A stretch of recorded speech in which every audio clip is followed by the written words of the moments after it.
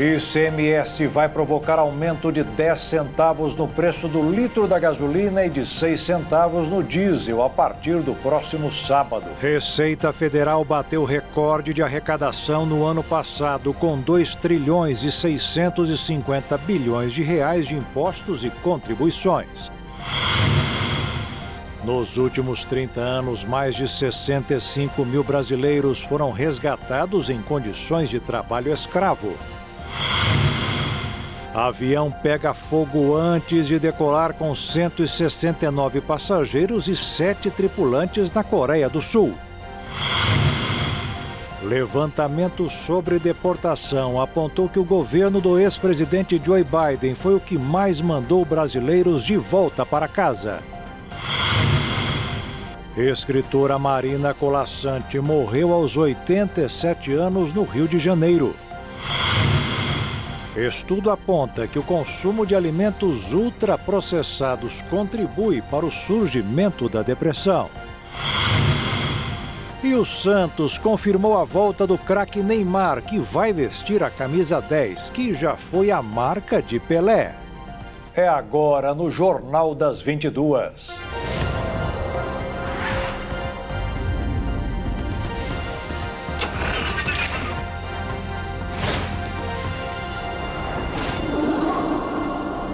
Olá, boa noite.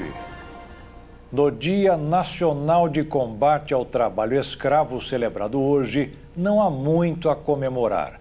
Nos últimos 30 anos, o Brasil resgatou 65 mil trabalhadores em condições análogas à escravidão.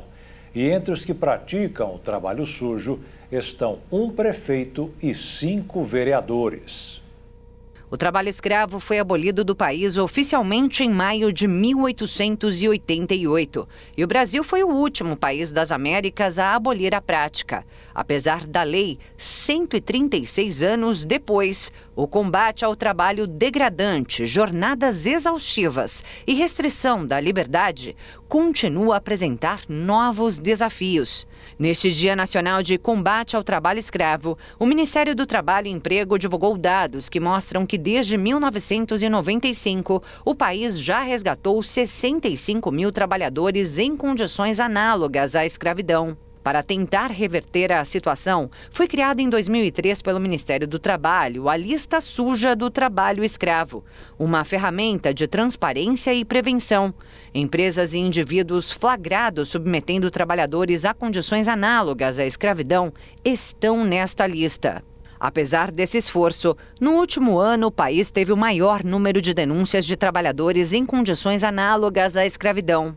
O mais absurdo é que o próprio serviço público também colabora com esse mal. Na lista suja estão nomes de um prefeito do estado de Goiás e 5 vereadores, eleitos no ano passado. Apesar da denúncia, eles só podem ser impedidos de exercerem seus cargos se forem condenados.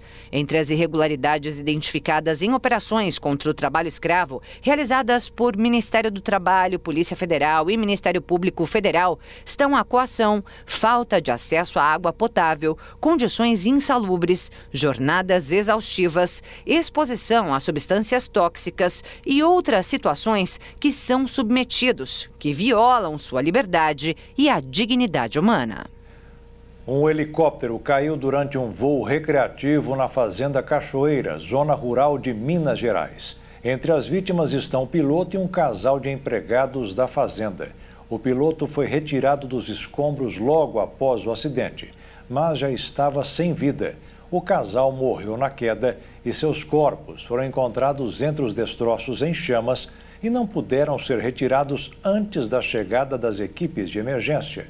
O Centro de Investigação e Prevenção de Acidentes, junto com a Polícia Civil, foram acionados para controlar a situação e iniciar as investigações sobre o acidente. A empresa responsável não comentou sobre o caso. E um avião pegou fogo na Coreia do Sul pouco antes de iniciar a decolagem. Segundo a agência de notícias Yonhap, o incêndio começou na cauda da aeronave e forçou a evacuação de 169 passageiros e 7 tripulantes.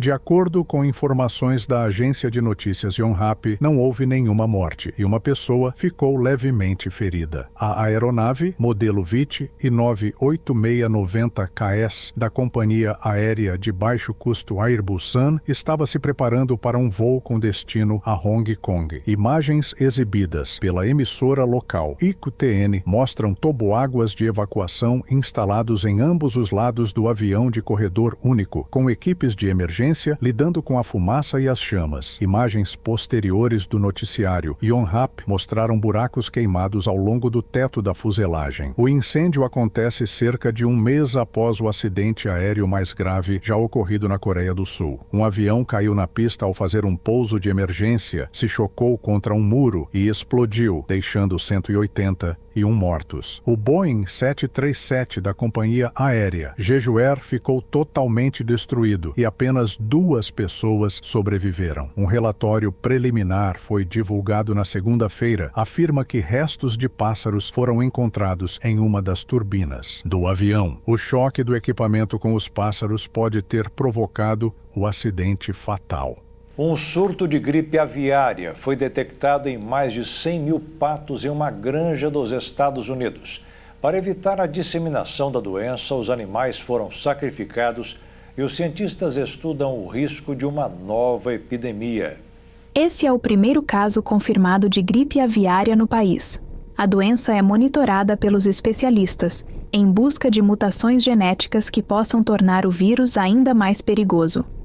A gripe foi confirmada pela Organização Mundial de Saúde Animal, em uma criação de patos na Califórnia, nos Estados Unidos. O estado decretou emergência. Mais de 100 mil aves foram sacrificadas para impedir que a doença se multiplicasse. O verdadeiro perigo é que, por mais que o vírus geralmente contamine as aves, ele também pode infectar os seres humanos. 60 casos foram registrados, incluindo um óbito, após a exposição direta aos animais. O sintoma inicial é de um quadro de infecção respiratória leve, progredindo rapidamente para uma severa pneumonia, que, se não for tratada, poderá provocar a morte.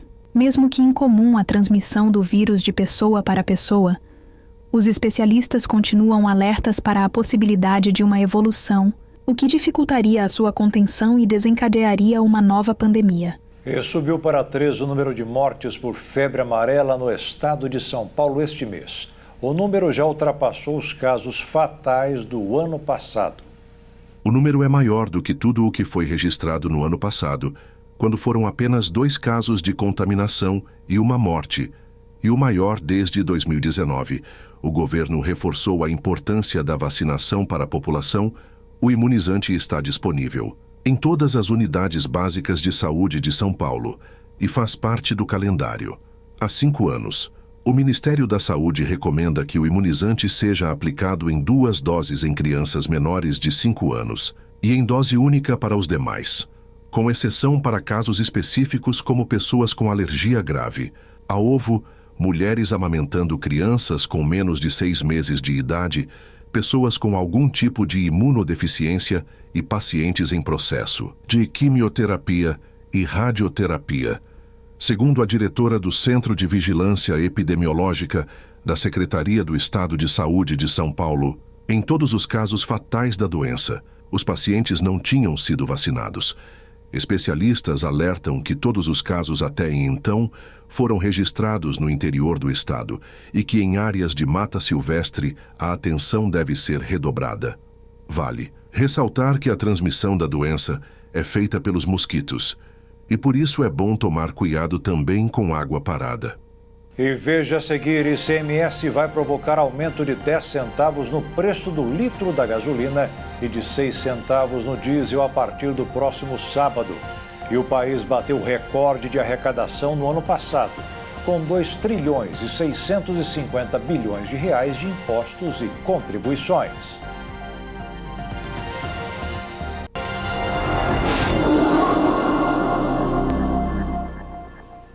Entrar com uma ação na justiça virou rotina no Brasil, principalmente quando o suposto réu é incentivado por advogados interessados no lucro de processos que nem deveriam render nada, mas no final rendem. e gera um prejuízo de 12 bilhões de reais por ano ao judiciário. Cerca de 3 em cada 10 ações cíveis que tramitam nos tribunais estaduais são classificadas como advocacia predatória, de acordo com estimativas do Centro de Inteligência do Tribunal de Justiça de Minas Gerais. Essa prática, também chamada de litigância predatória, consiste em abusos do direito de entrar com processos judiciais, frequentemente com argumentos fraudulentos, visando ganhos ilícitos e sobrecarregando o sistema da justiça. O impacto financeiro dessa prática é alarmante. Segundo análises, ela gera um custo superior a 12 bilhões de reais por ano ao judiciário brasileiro. Grande parte das ações predatórias envolve pedidos de gratuidade de justiça e que os autores alegam incapacidade financeira para arcar com os custos processuais, aumentando ainda mais despesas para o sistema.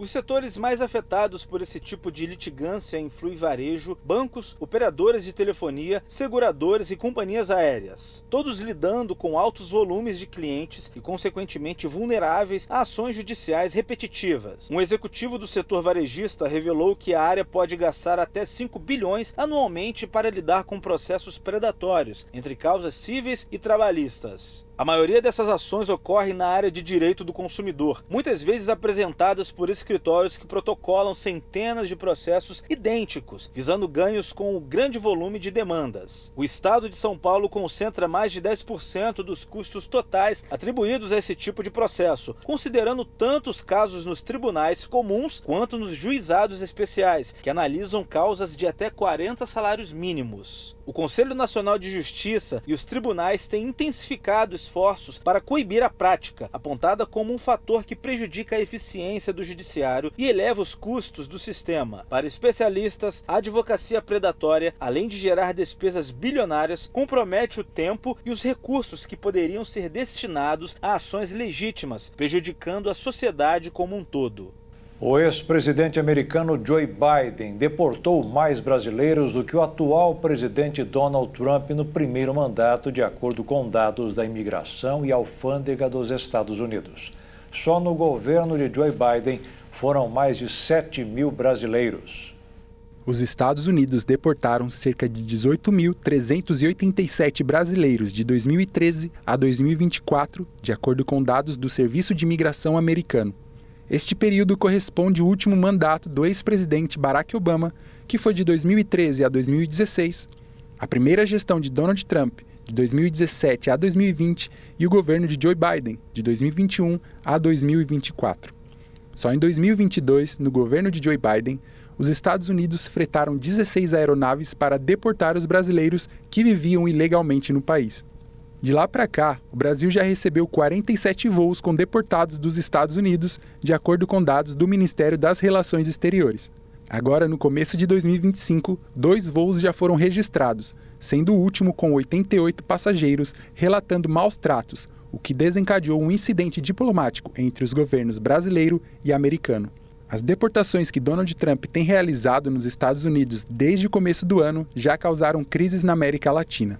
O país chegou a trocar farpas com a Colômbia, que se recusou a receber voos e foi ameaçado com sanções pelo governo norte-americano. No Brasil, autoridades pediram explicações após cidadãos chegarem algemados e acorrentados ao território nacional. O que chamou a atenção foi não só as condições como os voos chegaram, com relatos de falta de ar-condicionado no avião e de humilhações por parte dos agentes americanos durante o voo de repatriação, mas também o fato de que as pessoas permaneceram algemadas após chegarem ao Brasil. O Itamaraty descreveu as condições no voo como degradantes e destacou que os brasileiros estavam algemados nos pés e nas mãos. A Polícia Federal abriu uma apuração preliminar e está colhendo depoimento das pessoas que estavam a bordo do voo. A aeronave, com 158 pessoas a bordo, tinha Belo Horizonte como destino final, mas precisou passar por manutenção, cancelando a decolagem para Minas Gerais. Durante esta escala em Manaus, houve um desentendimento com a tripulação devido ao calor, e os deportados abriram uma porta de emergência e desembarcaram ainda algemados. O ministro da Justiça e Segurança Pública, Ricardo Lewandowski, ordenou a retirada das correntes e solicitou que os deportados fossem levados a Belo Horizonte em um voo da FAB, a Força Aérea Brasileira. O presidente dos Estados Unidos, Donald Trump, está tirando do papel as promessas que fez durante a campanha presidencial. Nesta terça-feira, 2 aviões da Força Aérea da Colômbia pousaram em Bogotá com quase 200 migrantes deportados pelos Estados Unidos depois de tensões diplomáticas com o governo de Trump.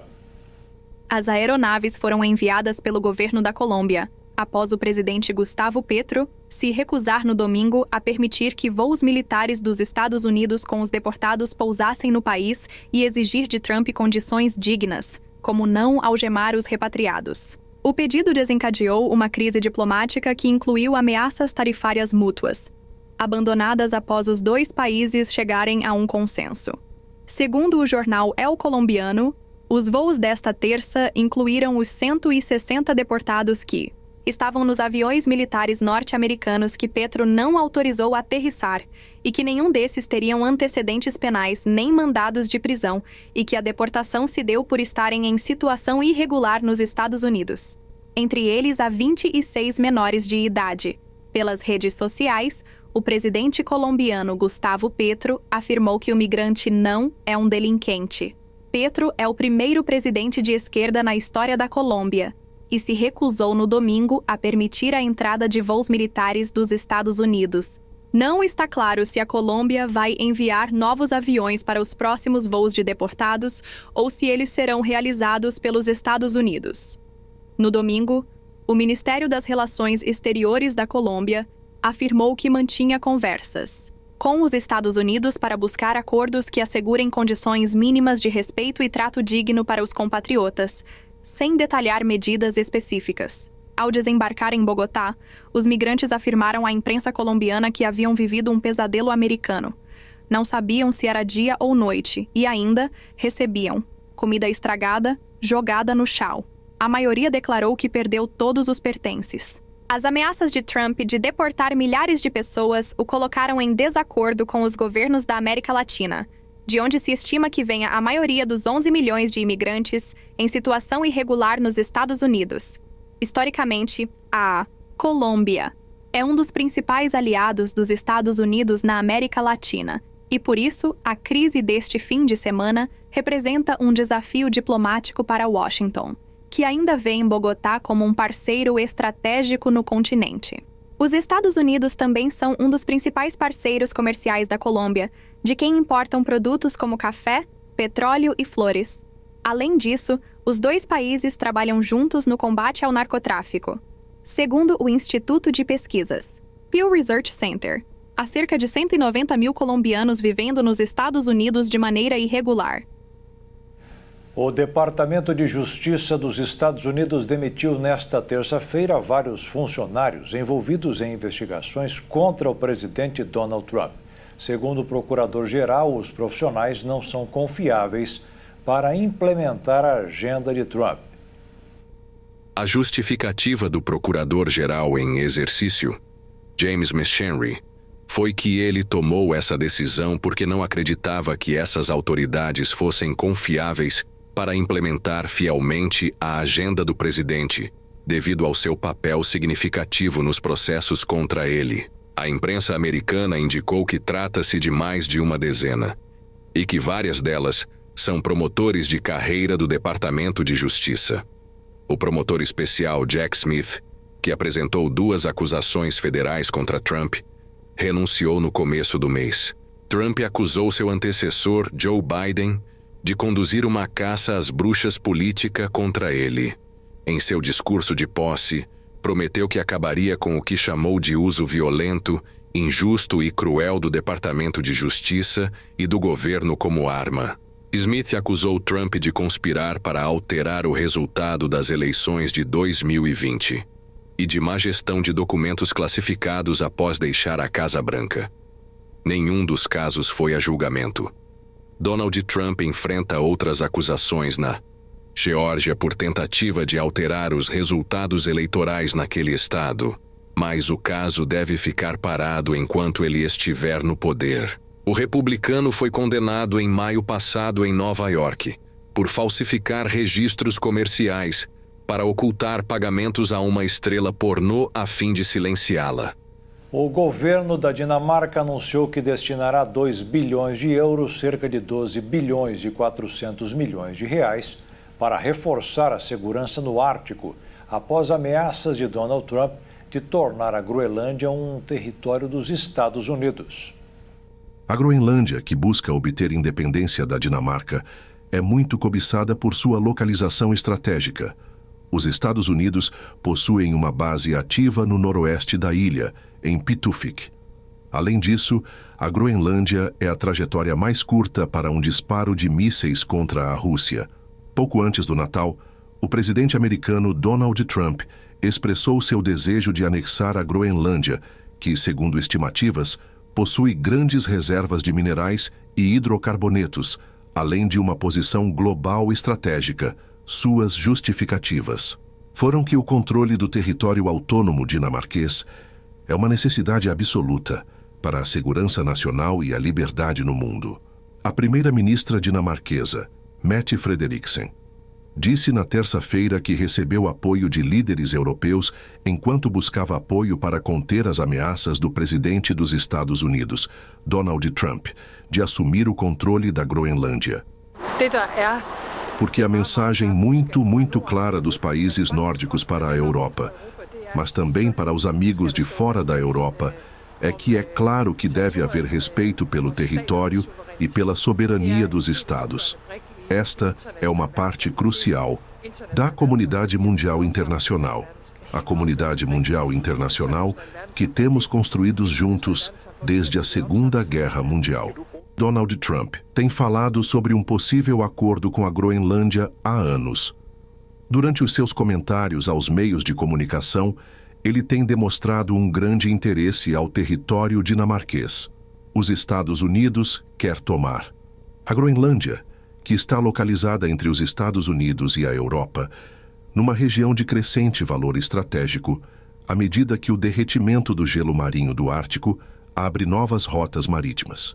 A primeira-ministra dinamarquesa, Mette Frederiksen, teve um encontro com o presidente francês Emmanuel Macron no Palácio Presidencial. Em meados de janeiro, Frederiksen conversou por telefone com o presidente dos Estados Unidos, a quem disse que cabia à Groenlândia decidir sobre seu futuro. A Groenlândia não está à venda, insistiu várias vezes seu primeiro-ministro groenlandês, Mute Ejede, mas está aberta para negócios com os Estados Unidos. A escritora, jornalista e tradutora Marina Colasanti morreu nessa madrugada, aos 87 anos de idade, no Rio de Janeiro. A causa ainda não foi divulgada. A sua obra cativou diversas gerações. Eu não desperdiço tempo nenhum, porque não sei quanto eu tenho, pode ser pouco. Eu ainda tenho muita coisa que escrever, tenho muita coisa que ilustrar, tenho muita coisa que fazer. O tempo se tornou muito mais precioso do que sempre foi. Difícil escolher uma frase publicada, ou mesmo declarada, em uma das 70 obras escritas para crianças e adultos, por Marina Colasanti. Marina Colasanti nasceu em 26 de setembro de 1937, na cidade de Asmara, capital da Eritreia, África. Passou parte da infância em Trípoli, na Líbia e na Itália. Marina era sobrinha da cantora lírica Gabriela Besanconi. Por conta da difícil situação vivida na Europa. Após a Segunda Guerra Mundial, ela e sua família emigraram para o Brasil, em 1948, fixando residência no Rio de Janeiro. O primeiro livro foi escrito em 1968. São livros de poesia, contos, crônicas, obras para crianças e jovens e ensaios sobre os temas: literatura, o feminino, a arte, os problemas sociais e o amor.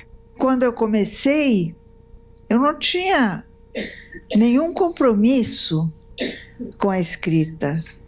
Eu tinha absoluta independência. Eu não tinha limites. Para o escritor e poeta Afonso Romano de Santana, Marina Colasanti era a escritora mais completa da literatura brasileira. Ela faz contos pequenos, né? Faz contos largos, é memorialista, ela ilustra os seus livros, ela cobre todos os gêneros. Marina era casada com o poeta Afonso Romano de Santana e deixou uma filha, a atriz, roteirista e diretora Alessandra Colasanti, e um neto. E veja a seguir, estudo aponta que o consumo de alimentos ultraprocessados contribui para o surgimento da depressão. E o Santos confirmou a volta do craque Neymar, que vai vestir a camisa 10, que já foi a marca de Pelé.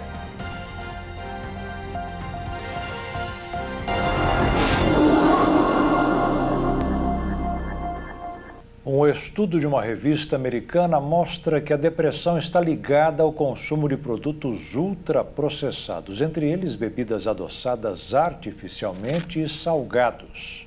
Refrigerante, doces, macarrão instantâneo, molhos prontos, iogurtes adoçados, biscoitos, salgadinhos de pacote, chocolates, salsicha e embutidos.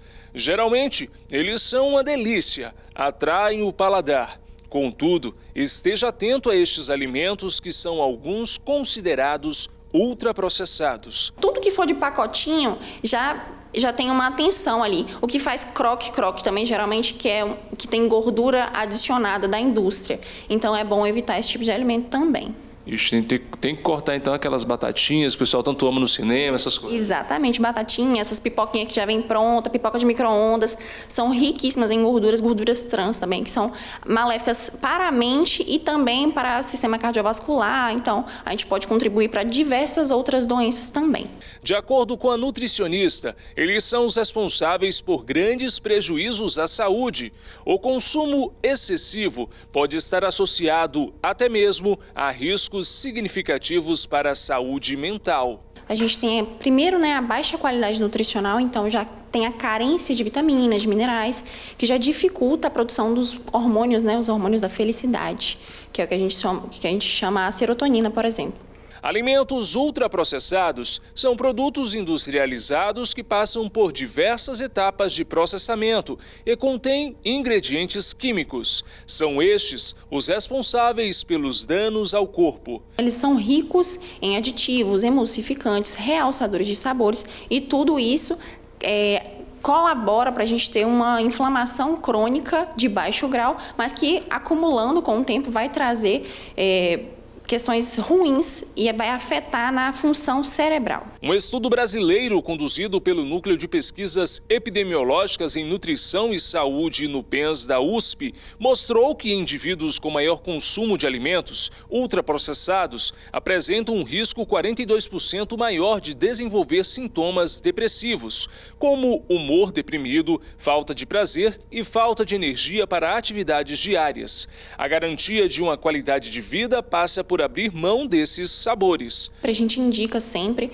consumir alimentos in natura, então descascar mais e desembalar menos, é o que a gente fala sempre. E também passar a olhar os rótulos dos alimentos no supermercado. Optar sempre por listas de ingredientes menores, mais reduzidas, com menos aditivos. Optar também por adoçantes naturais. A estévia, por exemplo, é um adoçante natural e evitar os adoçantes artificiais. Então, no geral, é isso, optar sempre por alimentos mais naturais possíveis. Nossas entrevistadas eliminaram os ultraprocessados da alimentação. Eu prefiro a verdura, os legumes, uma carne, frutas, Ultraprocessado, o nome já diz, é ultraprocessado, vai muita química nele para a pessoa se alimentar, Então, eu acho melhor evitá-los. Um feijãozinho, um arrozinho, um bifinho, uma saladinha, uma saladinha de alface, ou seja, um tomatezinho, entendeu? Essas coisas sim. Na questão dos lanches também, café da manhã, essas coisas, é mais uma fruta, como é que é isso? No café da manhã, geralmente, gera um pãozinho, Um pãozinho com a manteiguinha, Uma fruta também.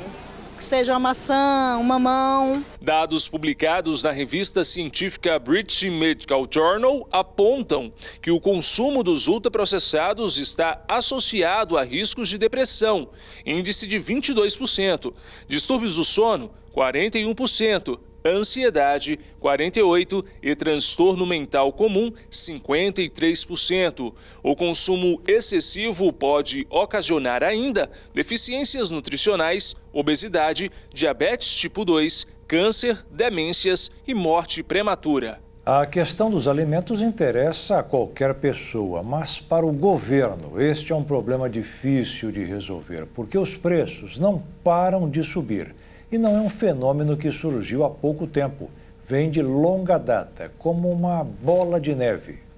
A alta nos preços dos alimentos tem sido tema de debate recorrente no governo federal, que vem tentando adotar ações para tentar conter a inflação no setor. Entre algumas das medidas, a redução de tarifas de importação, buscando maior oferta no mercado interno. Especialistas apontam que essas iniciativas podem trazer impactos negativos no mercado se não forem acompanhadas de uma análise mais aprofundada do cenário econômico. Nos últimos anos, os preços dos alimentos subiram significativamente, resultado de uma combinação de fatores como quebras de safra, questões geopolíticas e baixos estoques globais. O custo da alimentação aumentou 73% nos últimos 6 anos, enquanto a inflação geral foi de 40%. No governo anterior, a alta acumulada foi de 57%, enquanto nos 2 primeiros anos do atual governo, os alimentos subiram 10%. Atualmente, alguns produtos básicos como arroz, feijão, leite, açúcar, carne bovina e suína apresentam deflação conforme dados divulgados pela Fundação Instituto de Pesquisas Econômicas. Apesar disso,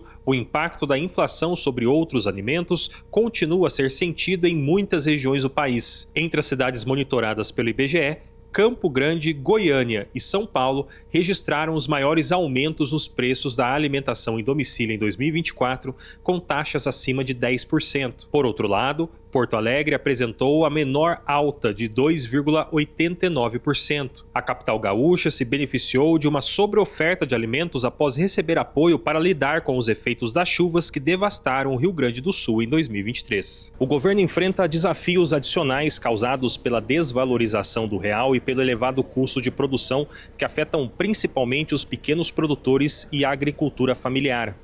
Além disso, a alta taxa de juros e o impacto do desarranjo fiscal seguem como barreiras para a estabilização dos preços. A inflação dos alimentos tem influenciado a avaliação do governo federal.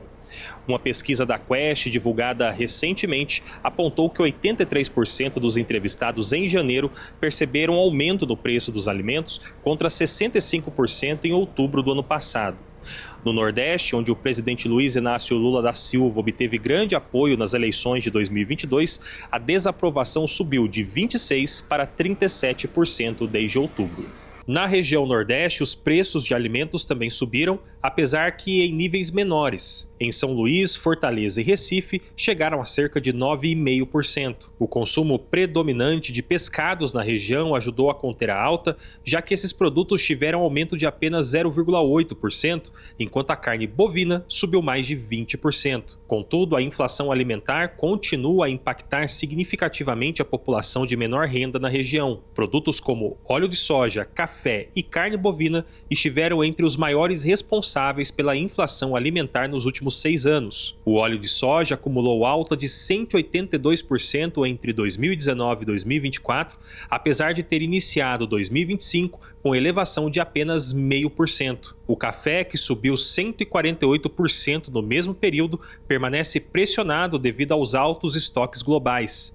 Já a carne bovina registrou aumento de 127% desde 2019, com uma leve queda projetada na produção mundial para esse ano. Especialistas sugerem que, em vez de adotar medidas pontuais, o governo deveria focar no fortalecimento da cadeia produtiva e de distribuição, com atenção especial aos pequenos produtores que enfrentam maiores dificuldades devido à falta de escala. Enquanto o governo avalia novas estratégias, os estoques globais de alimentos mostram sinais de recuperação e alguns produtos essenciais apresentam alívio nos preços. O Monte Everest, a montanha mais alta do planeta, cresce a cada ano devido à sua localização. O mais curioso é que ela não é única. Os cientistas descobriram que outras montanhas também estão ficando mais altas. Após milhões de anos de evolução da crosta terrestre, ainda é possível acompanhar o crescimento das montanhas ao nosso redor. O Monte Everest, por exemplo, com uma altitude de mais de 8.000 metros, e considerada a maior montanha do mundo, cresce cerca de 4 milímetros por ano.